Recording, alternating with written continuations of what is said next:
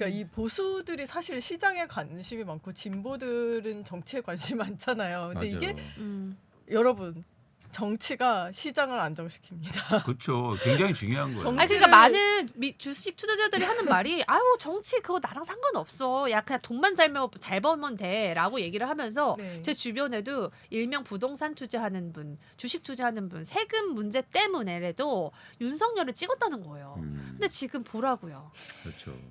지금 세금 좀 아끼려다가 지금 큰일 났어요. 큰일 났어요. 큰일 났어요. 차라리 세금 22% 때도 미국 증시가 훨씬 좋았어요. 지금 그렇죠. 좋고 있고요. 오늘도 간밤에 나스닥 S&P 최고치입니다.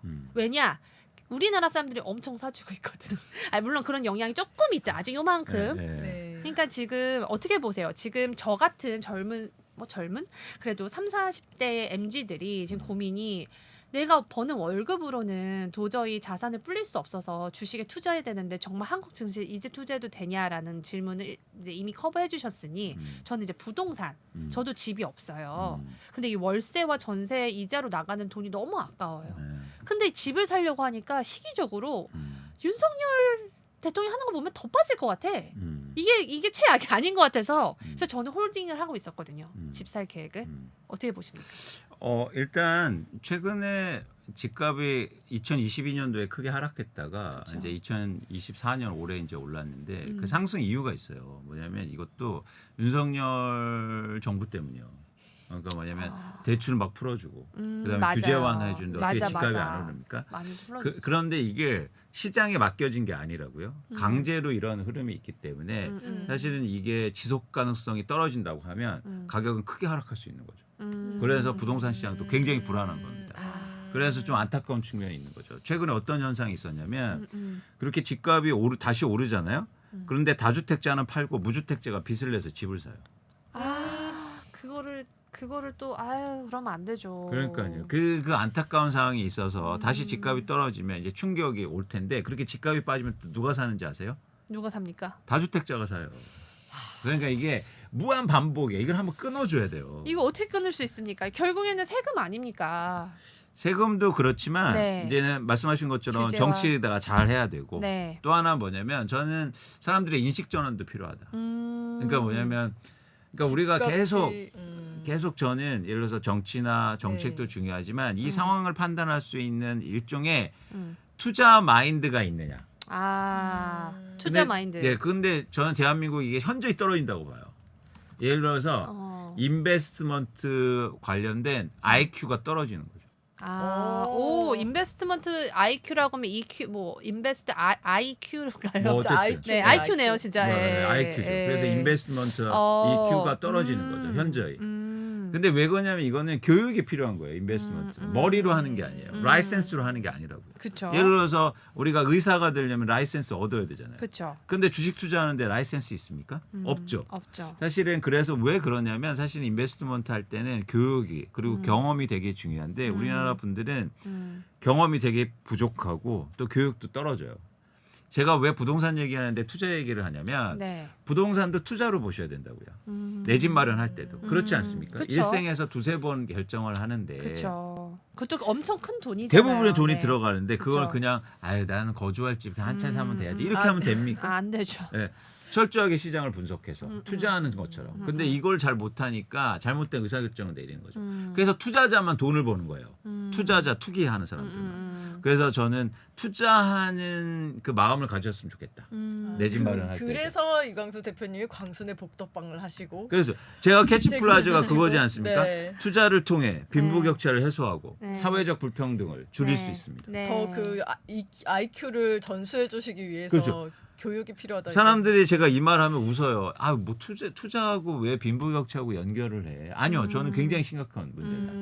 그러니까 저는 오히려 착한 사람 그리고 오히려 중산층 이하 분들이 투자에 대해서 더 고민하셔야 된다. 아셔야 된다. 그러려면 정말 광순의 더 복덕방 이런 컨텐츠와 뉴스포털 외신 경제 이런 컨텐츠 다 합쳐가지고 같이 보셔야죠. 같이 보시면서 그러니까 왜냐하면 공부하셔야 이게 되게 돼요. 중요해요. 제가 사실은 이 뉴스포터하고 네. 그다음에 신혜희 기자님 너무 좋아하는 게 이런 외신을 통해서 얻는 그 투자 아이디어가 굉장히 많거든요. 인사이트가 진짜 오. 있죠. 그러니까 네. 투자할 때 가장 중요한 건 융합적 사고예요. 맞아요, 맞아요. 그리고 예. 특히 글로벌한 시각. 그쵸. 글로벌리 봐야 네. 되니까. 예. 왜냐하면 우리나라는 정말 그 미국과 그 선진국의 그 동향에 따라 가거든요. 그렇죠. 네. 왜냐하면 수출 중심국이잖아요. 그렇죠. 예. 네. 예를 들어서 금리도 그렇고요. 그러면 내수주가 상관없잖아요. 아니요. 굉장히 밀접하게. 왜냐하면 예를 들어서 수출이 어려워지면 내수가 좋아져야 된다고요. 그렇죠. 그럼 뭔가 정책적으로 그렇게 방향. 그래서 어쨌든 가장 중요한 게 음. 외신. 음. 투자할 때도 외신이 중요하고. 네. 그래서 저도 아침에 일어나자마자 외신을 봅니다. 어디를 보십니까? 월스트저널. 월스트리트저널. 네. 월스트리트저널이 또 이 윤석열과 관련해서 굉장히 좋은 애널리시스를 냈었어요. 그러니까 그래서, 월스트저널이 보수지잖아요. 맞아요. 근데 어떤 관점의 보수지냐가 중요해요. 우리나라 경제의 보수 관점하고는 달라요. 그러니까 제가 느끼는 월스트리트저널이 보수라고 하는 건 네. 경제적 보수예요. 맞아요. 경제적 보수. 경제적 보수를 지향하는 거죠. 경제적 보수라 하면 무엇입니까? 한 줄로 얘기하자면요. 그건 뭐냐면 네. 예를 들어서 시장을 존중하는 거예요. 시장 경제를 마켓이죠. 존중하다. 그러니까 네. 경제에서 투자해서 그러니까 경제의 진보는 뭐냐면 시장보다도 정책을 우선시해요. 그래서 시장을 자유롭게 하는 것보다 정부의 역할이 중요하다. 진보가. 그래서 진보적 경제자의 규제가 그래서 많다. 그렇죠. 네. 진보 경제자의 핵심은 누구냐면 그래서 케인즈입니다. 케인즈, 그렇죠. 그래서 케인즈는 적극적으로 개입을 그렇죠. 요구해요. 요구. 지금 트럼프가 오히려 보수인데 자꾸 개입하려고 하는 거예요. 그러니까 그런 금리도 입장에서는 그렇고. 윤석열은 진보적 경제자예요. 그러니까 시장이 너무 참여를 해. 그러니까 너무 참여를 해. 본인이 직접 해. 다. 아유 진짜. 그래서 그런 관점에서 저는 월스트리트저널이 되게 보수적이죠. 맞아. 시장에 맡겨놔라. 네, 그래서 그쵸. 되게 아티클이 뉴스가 좋아요. 맞아요. 제가 그걸 지향하는 게 아니고 그 뉴스 자체가요. 왜냐하면 네네. 시장을 제대로 볼 수 있잖아요. 네. 월스트리트저널의 그래서 핵심은 뭐냐면 넘버가 많아요. 숫자가 많다. 그래프가 많아요. 맞아요. 그리고 그래프를 그릴 때 숫자를 공개합니다. 애널리스트들이 그러면 딱 보면 좋겠네요. 너무 딱 좋죠. 한눈에 다 들어오겠네요. 너무 좋죠. 아. 그래서 월스트리트저널을 전 제일 선호하는. 그러니까 그 지향점을 선호하는 게 아니라 네. 거기에서 나오는 그게 네. 예를 들어서 시장을 제대로 볼 수 있으니까. 네. 그래서 제가 아침에 일어나자마자 외신을 월스트리트저널 보는 이유입니다. 그래서 월스트리트저널이 어떻게 헤드라인 뽑았냐. 윤석열 대통령은 큰 정치적 실수를 저질렀고 직접 본인이 설명을 해야 한다. 이렇게 헤드라인을 뽑았더라고요. 그렇죠, 어제. 그렇죠. 그래서 하여튼 그런 점에서. 네. 그러면 두 번째 질문은 그래서 투자적인 마인드로 음. 만약에 집을 산다면 시기가 일단은 내년 정도는 될 것 같습니까? 그러니까 어떻게 접근해야 돼요? 그러니까 시기라는 게 뭐냐면 투자할 때는 이제 when이 중요한데 네. 이 시기라는 건 네, 타임이 아니에요. 네. 컨디션이라고요. 컨디션 예를 들어서 조건이 자, 11월이 오면 나 뭘 해야지가 아니라 날씨가 추워지면 해야지예요. 일단 이해하셨어요? 조건은- 네, 그렇죠. 그러니까 뭐냐면 예를 들어서 기후 위기가 와서 겨울이 9월부터 올 수도 있잖아. 그렇죠. 근데 난 11월에 무조건 외투 사야지? 이러면 됩니까? 안 되죠. 근데 우리는 투자할 때 계속 그 얘기를 하고 있다고요. 자, 내년이야, 내후년이야. 노벰버야, 디셈버야. 이게 그렇게. 아니에요. 컨디션을 얘기해야 돼. 그런 조건이 왔을 때가 때예요. 뭐 금리가 몇 %정도에 도달했을 예를 때, 들면. 그리고 내가 원하는 지역의 25평대 아파트가 얼마 정도 사이에 들어왔을 때, 딱 정확합니다. 이렇게, 그게 딱 그렇게. 그래요. 그래서 여러분들 이 인식을 깨라고요. 네. 항상 저한테 물어보니까 그럼 언제 사요? 그 언제라는 말 때는 타임을 얘기하는데 우리가 기다리는 건 타임이 아니라 opportunity예요. 기회. 그렇죠. 그런 기회를 얘기할 때는 컨디션이 중요해요. 그러면 내 집 사람을 말하는 좋은 컨디션은 언제냐? 집값이 떨어지는데 거래량이 증가할 때요. 집값은 떨어지고 거래량은 증가할 때. 그렇습니다. 왜 그렇습니까? 그 다음부터 집값이 오르거든요. 거래량이 좀 있어야지 이게 교환이 계속 이루어지니까 그러니까 매매가. 무슨 얘기냐면 집값이 떨어지는데 거래량이 증가한다는 말은 네. 수요 공급 차원에서 네. 팔 사람은 많은데 살 사람도 증가하고 있다는 얘기예요. 그럼 이 다음 텀은 어떻게 될까요? 오르죠. 서서히 아니야. 자산을 수요 공급이 어떻게 바뀔까요? 이제 바뀌죠. 파는 사람이 줄고 사는 사람이 살살 계속 많아지죠. 사죠. 그럼 집값이 오르잖아요. 네. 교차하는 기간이라는 그렇죠. 거죠. 그 네. 변동 구간이 반드시 와요. 그럼 여러분 도로를 걷다가 음. 부동산에 막 분양한다 아니면 이거 팔겠다는 광고가 막 잔뜩 실었을 때 그때는 수요가 좀 많다고 우리가 그냥 아니요, 그건 파는 사람이 많은 거고 네. 그러다가 이제는 계속 안 팔리다가 가격이 떨어지면 네. 사는 사람이 생기죠. 그럼 복동방이 막 사람이 뭔가 많아. 돼. 뭔가 돼. 계속, 집값은 떨어지는데 복덕방에 직방 거래를 봤는데 막 거래량이 많아지고 있어. 그렇죠. 그럴 때는 이제 우리가 딱 캐치할 수 있어요. 아 이게 시장이 조금씩 활발해지고 있구나. 그렇죠. 근데 이제 내가 생각했던 아파트나 빌라의 딱 가격을 체크하는 거죠. 그렇죠. 집값이 그랬을 때. 떨어져 있을 때. 어. 그런데도 거래가 좀 되네. 그러면 이제 그러면 그때 사도 내지 된다. 말아야 된다. 그 컨디션, 그런 조건이 중요하다는 그리고 또 거야. 금리도 중요하고. 그게 내년이 될지 내후년이 될지 그건 몰라요. 그걸 찍는 거는 모르죠. 김건희가 알려나? 그분 지금 그분 소갈이 할 것 같아요. 나 김건희도 알고 있었을까 이거?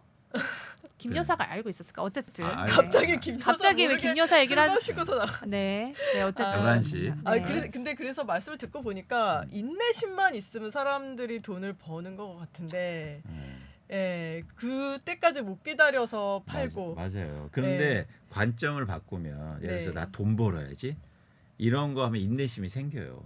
그리고 또 하나 또 인내심을 갖기 위한 또 조건이 있어요. 뭐냐면 내가 기다리는 게 뭔지가 명확해야 돼요. 네. 예를 들어서 우리 연애할 때요. 네. 시간 약속을 정해놓고 해야 기다릴 이유가 있지. 네. 그냥 집 앞에서 마냥 기다리면 됩니까? 안 되죠. 안 되죠. 네. 이거예요. 기다리고 인내심을 갖는다는 건 내가 정해진 목표와 네. 그리고 내가 지향해야 될 그런 계획이 있어야 기다릴 수 있어요.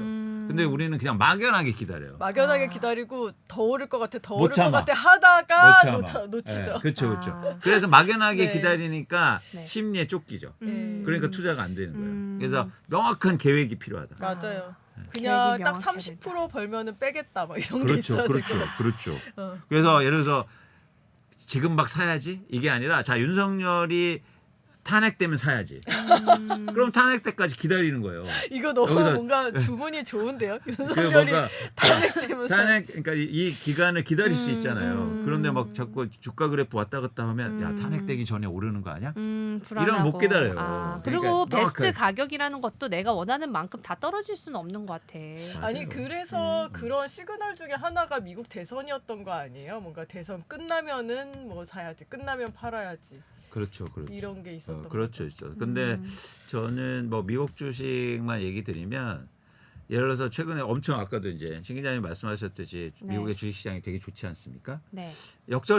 역설적인 상황이 내년에 올 수도 있다. 아, 그러니까 실제로 트럼프가 집권하고 네. 그리고 문제가 생기면 오히려 주식 시장이 미국이 가장 안 좋을 수도 있다. 이런 생각을 좀 하게 됩니다. 요즘. 트럼프가 집권을 하면 네. 그래서 2025년도는 잘하면 미국 셀, 한국 롱이 되지 않을까. 아. 한국 바이. 그러면 오히려 지금 기회를 정말 보면서 총알을 좀 둬야 되겠네요. 그렇죠. 조급하게 하지 마시고 아. 예를 들어서 미국 주식 갖고 있으면 미국 주식을 조금씩 실현하시면서 그러면서 이제는 이거 바뀌면 한국 주식 사야겠다. 이런 전략적인 판단을 하셔도 좋지 않느냐 생각하고 있습니다. 네. 지금 계속 이제 언론에서 뭐 다우 나스닥 최고치를 얘기하는데 음. 0.1% 올라도 최고치예요. 그러니까 여러분들이 뭐 하이스트라는 단어 현혹되지 마시고 숫자를 보시는 게 중요해요. 몇 프로 오른 거야? 0.2% 올라도 최고치잖아요. 의미가 없어요. 정말 그렇더라고요. 저도 항상 뭐 최고치 찍고 뭐 급등 막 이런 거 보면은 0.3% 오르고 그렇죠. 막 진짜 그래요. 네. 폭락 그러면은 0.5% 그렇죠. 떨어지고. 그러니까 히스토리컬이라는 단어가 들어가는 순간, 그러니까 네. 뭐냐면 자본시장에 히스토리컬이라는 영어 역대. 단어가 들어가는 네. 순간 사실은 팔아야겠다는 생각을 하셔야 돼요. 역설적으로. 그렇군요. 아니 근데 미국은 계속 사상 최고치니까 이게 팔 수가 없어. 계속 사상 최고치. 계속 최고치야. 근데 트럼프가 집권을 하면 뭐 당분간은 오를 수 있겠지만 거기도 위기가 찾아올 것 같아요. 엄청 저는 네, 인플레이션도 이게 그렇고. 그렇죠. 그 다음에 가장 큰 우려가 뭐냐면 달러예요. 달러. 네, 달러의 가치가 그래요? 달러의 가치가 저는 네. 위협받을 가능성이 있다. 그래서 저도 좀 궁금했는데 최근에 그 트럼프가 탈달러를 하는 나라들에 대해서 관세 100%를 때리겠다 그렇죠, 그랬잖아요. 근데 이 협박이 통할지, 그러니까 실제로 그들이 탈달러를 할 수 있을지 이 전쟁이 좀 궁금한 거예요. 맞습니다. 지금 네. 그러니까 미국에서 뭘 가장 걱정하냐면 대한민국을 걱정해 주는 게 아니라 네. 미국에 지금 트럼프가 가장 많이 걱정하는 건 사실 달러예요. 그래서 잘 행보를 보세요. 지금 내년 1월 20일 날 취임식입니까? 그렇죠. 그렇죠? 네. 그 전인데도 계속 지금 경제적 행보 중에 가장 많이 하는 게 커런시 관련된 행보예요. 그래요? 네, 달러 관련된. 그렇죠. 그래서 아까 네. 말씀하신 것 작가님 말씀하신 것처럼 그런 나라들 야 탓달러 하려고 그래? 그럼 그런 얘기 먼저 하고. 네, 브릭스 같은 나라들이 있죠. 그렇죠. 그리고 예를 들어서 캐나다와 멕시코를 왜 이렇게 할까요? 그렇죠. 그건 뭐냐면 캐나다하고 지금 멕시코에서 달러 유출이라든가 달러의 관계가 되게 민감한 국가들이에요. 그러니까 지금 트럼프가 가장 관심 있는 건 스트롱 달러를 어떻게 유지하느냐요. 예, 관심이 그래서 가장 계속 커요. 연준도 좀 압박을 하고. 그렇죠. 그리고 지금 중국하고의 관계라든가 그래서 비트코인 얘기를 하는 거예요. 달러를 강달러를 유지하기 위해서 여러 가지를 모색하는 과정이죠. 그래서 사실은 이게 만약에 잘 이런 노력들이 잘 안 되면 달러가 약해지고 달러가 예를 들어서 기축통화의 위치까지도 위협받게 되면 사실 미국이 굉장히 위험에 빠질 수도 있습니다. 지금 트럼프는 아무런 반응이 없는 것 같아요. 제가 지금 트럼프 소셜 미디어를 좀 보려고 하는데 트럼프는 왜 아무 말도 안 하고 있지? 관심이 없다니까요. 그러던 말든. 네, 뭐 나는 조선업만 관심 있다 이건가요? 그렇죠. 나는 너네 조선업만 관심 그렇죠. 있어. 내가 조선업 다 가져올 거야. 그것도 한번 여쭤보고 싶었어요. 네. 윤석열 대통령과 통화했을 때 네. 트럼프는 뭐 다 됐고, 네. 야 조선업 관련해서 우리 좀 같이 도와라. 그렇죠. 한마디로 도우라는 건지 그렇죠. 뭔지 모르겠지만, 그렇죠. 요 배경을 좀 설명해 주시면 좋겠어요. 그러니까 일각에서는 우리나라의 조선업의 호재다 이렇게 보는 데도 있고, 이러다가 진짜 우리나라 조선업까지 뺏기는 거 아니야? 이렇게 불안한 심리도 있고요. 그러니까 조선업을 볼 때 단기적으로는 굉장히 큰 호재죠. 왜냐 이유가 있냐면 전 세계에서 조선업이 지금 그러니까 쉽게 말해서 큰 배를 만들 수 있는 나라는 네. 대한민국과 중국밖에 없어요. 네, 다른 나라들은 다 이게 쇠퇴했고 그렇죠. 일본에서 넘어갔고 네, 우리나라에서 네. 일본은 처음엔 거의 미국에서, 죽었습니까? 예, 그렇죠. 네. 미국에서 일본으로 넘어갔고 일본에서 네. 대한민국으로 넘어갔고 대한민국에서 중국으로 넘어가는 그런 상태였단 말이죠. 네. 그런데 지금 미국하고 중국이 해상에서 음. 충돌하고 있지 않습니까? 남중국해. 그렇죠. 남중국해나 쪽에서 대만 특히, 문제, 예. 대만 문제. 네. 근데 미국의 해군 배를 보니까 엉망이라는 거예요. 그래서 이거 수리도 해야 되고 당장. 근데 중국 배는 다 씀빙이에요. 세핑. 쎄빙이야. 그랬더니 여기 좀 고치거나 뭐 새반대 만들어 보니까 조선업이 없네. 근데 글로벌하게 배를 만들 수 있는 나라는 딱 두 나라예요. 대한민국과 중국. 그럼 누구한테 시켜야 됩니까? 우리나라죠. 대한민국 시켜. 이게 일단 직접적인 원인이에요. 네. 그래서 이때는 미국의 함정들을 수리하고 네. 예를 들어서 채로 건조할 수도 있겠죠. 예. 그런데 이게 여러 가지가 또 고려 사항이 있다는 거죠. 두 번째 원인은 지금 트럼프는 유럽에 LNG를 수출하고 싶어요. 그런 게 있구나. 그쵸. 예, 그래서 예를 들어서 러시아와 우크라이나 전쟁이 사실 반갑습니다. 왜냐하면 러시아에서 대부분 유럽에 LNG를 PNG를 통해서 그쵸. 이 천연가스를 수출하는데 최근에 러시아가 그 천연가스 수출하는 것들을 공격했잖아요. 그 네. 메인시티를. 그렇죠. 그러면서 지금 유럽이 난리 났다고요. 네. 그래서 유럽의 국가들은 LNG를 어쨌든 사용해 또 춥잖아 유럽이. 네. LNG를 사용해야 되는데 러시아에서 불확실성이 커지니까 그럼 미국에서 수입해야겠다.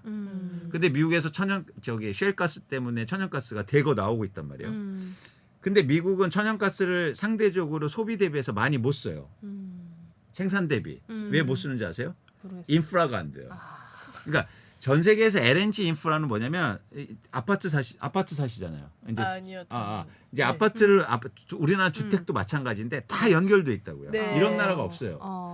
미국이나 캐나다는 단독 주택에 그런 연결관이 없다고요. 없죠. 그래서 다 진짜 이렇게 가스 이렇게 그렇죠. 갖다 놓고서 그래서 맞아요. LNG가 진짜로 많이 쓰이기 위해서는 우리나라처럼 다 인프라가 깔려 있어야 돼요. 근데 미국은 그게 안 됐기 때문에 LNG를 천연가스를 많이 생산할수록 남아요. 그래서 바닥 난방이 안 되는 거예요, 걔네가? 그렇죠.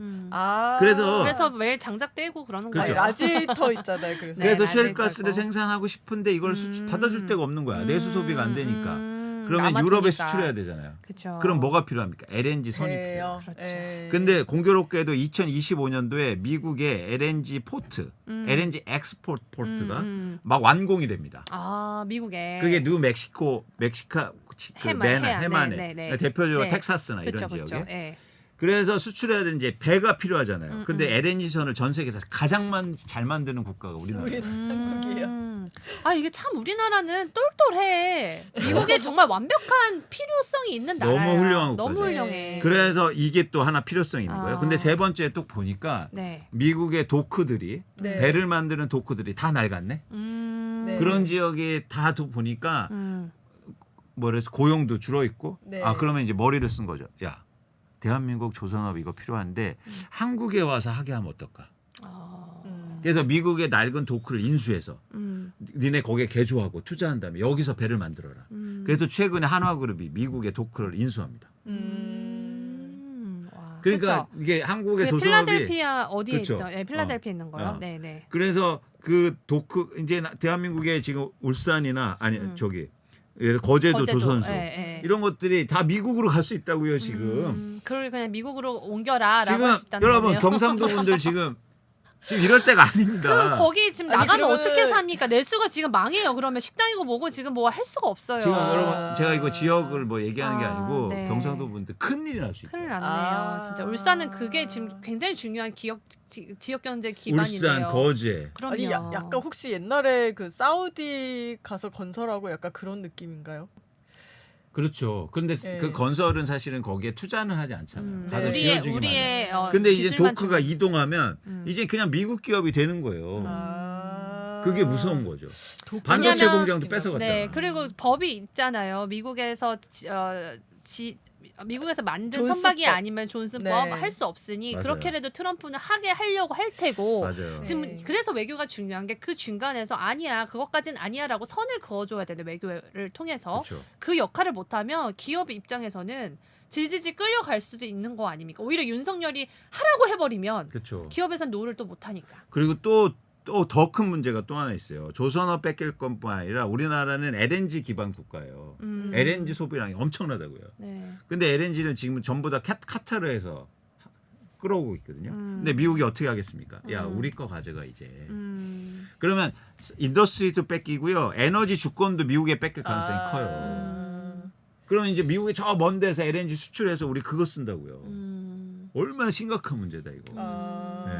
아니 그래서 저는 저번에 이제 디플로매트 기사에서 흥미로운 이게 그냥 흥미로운 사고라고 생각을 하는데 흥미로운 생각이라고 생각하는데 이제 트럼프 이제 군용으로 방위비 분담 같은 거를 협상을 해야 되잖아요. 네. 근데 어쨌든 트럼프와 그런 것들을 협상을 할 때 우리의 조선업을 레버리지로 이용을 해서 뭔가 협상을 더 잘했으면 좋겠다 하는 내용의 기사였거든요. 예. 그럴 수 있죠. 우리가 이제 전략적으로 네. 예를 들어서 새로운 정부와 새로운 대통령이 그래? 그러면 이 방위비 분담하고 이 인더스트리 조선업하고 이제 일종의 딜을 한번 치자. 뭐 이럴 수도 있겠죠. 그쵸. 그러면은 예를 들어서 우리가 이 조선업은 못 줘. 대신 방위비 조금 줄게. 그래서 배를 많이 수주해와. 그렇죠. 그래서 LNG 만들고. 그래서 이런 군함들 좋게 만들고. 이런 우리가 돈을 버는 거잖아요. 미국에서 안 만들고. 그렇죠. 오히려 이런 이제 외교 전략, 경제 전략이 굉장히 필요한 전략이 상황이고요. 필요하네요. 그렇죠. 근데 네. 이런 융합적이고 전략적 사고의 핵심은 사실은 외국 애들이 어떻게 생각하지? 트럼프는 어떻게 생각하지? 이거는 사실 아는 게 중요해요. 그래서 일본 애들이 무섭잖아요. 일본 애들은 트럼프가 되기도 전에 트럼프 연구를 시작하잖아요. 그렇죠. 어떤 제안을 할 건지 미리 시나리오를 다 갖다 놓고 대비하고 있죠. 그래서 네. 그거 뭐죠? 모시 트럼프 일본에서 뭐라고 합니까? 그거 한번 찾아주세요. 모시 트럼프. 뭐 그랬는데. 일본에서 트럼프 부르는 명칭이요? 네. 있었어요. 애칭 모시 뭐라고 불러요? 모시토라. 그렇죠. 토라가 트럼프 애칭이에요. 일본에서 모시는 뭡니까? 우리가 모시모시. 그러니까 누구세요? 잘 모르겠어요. 친해져라. 자, 예.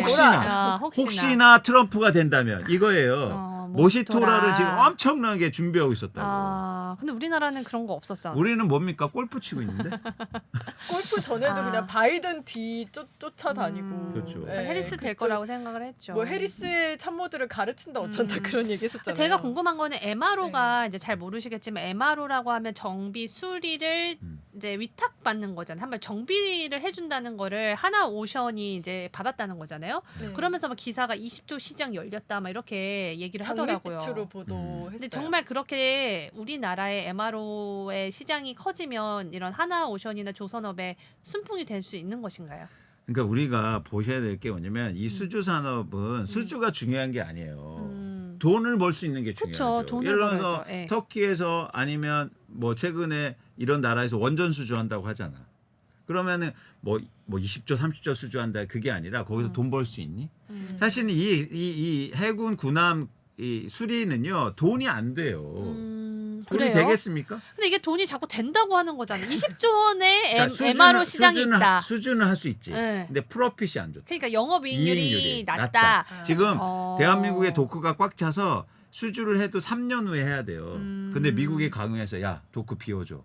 그러면 새롭게 LNG 막 그렇게 마진이 좋은 수익성이 좋은 배를 짓고 있는데 그거 빼고 미국의 군함 수리하고 있으면 이게 말이 됩니까? 그러니까 또 이게 일각에서는 또 수리가 꽤 짭짤하다 또 이렇게까지 기사를 내니까 이게 제가 좀 헷갈렸는데 아 수리는 그렇게 이게 좋은 말도 안 사업이 되는 아니다. 기사들 하고 있으니까 그래서 우리나라 경제 기사가 진짜 우리나라 경제 기사가 가장 큰 문제점이 뭔지 아세요? 이런 식이죠. 옹호 사람들 투자자를 현혹시켜 버려요. 돈이 안 돼. 돈이 안 돼. 그러니까 예를 들어서 월스트리트저널이나 그쵸. 저희가 네. 이코노미스트를 읽으면 어. 돈이 된다요? 오히려 돈을 벌 수 있는 정보들을 주고 분석을 주는데 우리는 돈을 잃는 정도예요. 근데 오히려 구독을 하면 네. 돈을 잃고 이상한 데 투자하게 되고. 그죠? 우리나라 엉뚱한 시기에. 매일경제와 한국 경제를 아. 읽으면 돈이 잃는 기사예요. 그 왜 그런지 아세요? 전경련이 운영. 그러게요. 기업 왜- 입장이니까요. 네. 그들의 고객은 네, 투자자나 독자가 아니에요. 네. 기업이 고객이라고. 맞아요. 그래서 기업의 입장에서는 뭐 이런 언론들 좋죠. 본인들 띄워주니까요. 그렇죠. 그래서 저는 그죠? 이걸 깨야 된다. 아. 그래서 제가 이제 정말 하고 싶은 건 돈이 되는 경제지를 만들고 싶어요. 제가 같이 만들겠습니다. 또 제가 또 머니투데이, 이데일리 이런 데 출신 아닙니까? 제가 거기서 증권부 네네. 기사 이런 거 보면서 쓰면서 참 힘든 점들이 있었어요. 그러니까 제가 월스트리트저널과 블룸버그 기사와 제가 쓴 기사를 비교하면 현타가 오는 거예요. 나는 왜 얘네들처럼 다각도로 이렇게 입체적으로 쓰면 안 되지? 근데 그렇게 할 시간도 없을 뿐더러 위에서 그렇게 원하지가 않아요. 고객이 다르니까. 네. 네. 매일매일 공시 기사나 쓰고 있고 그거 뭐하러 씁니까? 그쵸, 요즘 다 알아서 그쵸. 공시 보는데.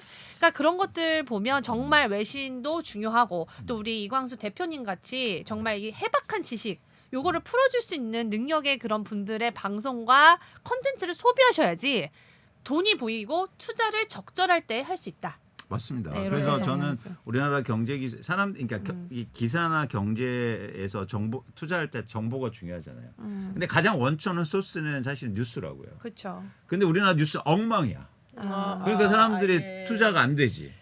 이거를 바꿔야 된다. 어떤 근데 특정 우리는 이해관계가 있다고 생각해요. 그렇죠. 근데 우리나라는 투자자 탓만 해. 음. 당신이 잘못해서야. 당신이 잘 노력 안 해서지. 아니에요. 우리가 원천적으로 정보가 틀렸어요. 그래서 외신이 중요한 거구나. 제가 애널리스트를 했지만 애널리스트 네. 레포트들 전부 다가 투자자를 위한 게 아니라 기업들 잘 보이려고. 이런 레포트가 나오는 이상 이게 어떻게 좋은 정보가 장산됩니까? 실망스럽습니다. 아 참 그리고 말씀드려야 되는데 왜 조선업을 이렇게 잘 아시냐면은 조선 담당 애널리스트셨습니다. 아, 그렇죠. 진짜요? 네. 와 역시 조선이 되게 어려운 분야인데. 아니 근데 애널리스트 하면 그러니까 여러 가지 분야에 관심을 또 갖게 되고. 네. 네. 아, 제가 그래서 그 울산 조선소도 가서 아 정말요? 되게 감동을 받았어요. 어떤 왜냐면 거예요? 대한민국 네. 조선업은요 네. 정말 great합니다. 엄청나요. 아, 우리나라한테 기술이. 그레이트했던 반도체도 있었고 so great한 지금 전기 자동차 기술도 굉장히 좋고. 대한민국 조선업이 전 세계 최강이 된 이유가 있어요. 아, 뭐냐면 네. 모듈로 만들기 시작해요. 아 모듈로. 배를요. 모듈로요? 예, 배를 예를 들어서 이렇게 통째로 만든 게 아니라 분야별로 만들어서 끼우기 시작해요. 그게 대한민국이 가장 잘하는 분야고요. 네. 그러니까 쉽게 말해서 이런 거죠. 배도 이런 방이 많잖아요. 네. 네. 그러면 그냥 만들 때는 기존에는 전등 달려면 의자하고 이렇게 했었다고. 네. 근데 한국 조선업은 이거를 아. 따로 떼내 갖고 여기서 밑에서 그냥 작업해. 아. 그래서 들어다가 조립해요. 어. 거기서 핵심은 뭐냐면 사실은 용접이거든요. 그게 아. 전 세계 최고야. 우리나라 또 사람들이 손기술이 좋아. 그래요. 그래서 캐나다 용접하시는 분들이 이민이 오면 엄청난 돈을 벌 수 있어요. 맞아요. 그래서 한국 뭐 이 얘기는 슬픈 얘기지만 한국의 조선업이 미국에 가잖아요. 근데 네. 미국에 그러면 이민하기 가장 좋은 방법은 이거 용접 배우면 돼. 네. 아. 그럼 미국에서 막 받아들일 거예요. 웰컴하면서. 아무튼 용접을 지금이라도 받아야 되나요? 그러면서 그냥 우리의 기술을 뺏기고 끝나지 않길 그렇죠. 바라면서 그렇죠. 네. 너무 안타깝습니다. 네. 좀 더 어쨌든. 깊은 얘기는 네. 다음에 또 하시고. 아, 네. 지금 조선업도, 벌써 우리가 네. 1시간이 넘었기 때문에 여기까지 해주시고 다음에 또 한번 네. 꼭 나와주셔서 아 그럼요. 내년에 혹시나 또 이제 정말 대통령이 바뀔 수도 있어요 내년에 그렇게 된다면 네. 또 더 기쁜 마음으로 네, 네. 모시도록 좋습니다. 하겠습니다. 좋습니다. 네, 여기까지 해주셔서 감사합니다. 우리 작가님도 감사하고요. 네. 네, 저희 또 더 좋은 컨텐츠로 찾아뵙겠습니다. 안녕히 고맙습니다. 계세요. 안녕히 계세요. 안녕. 안녕.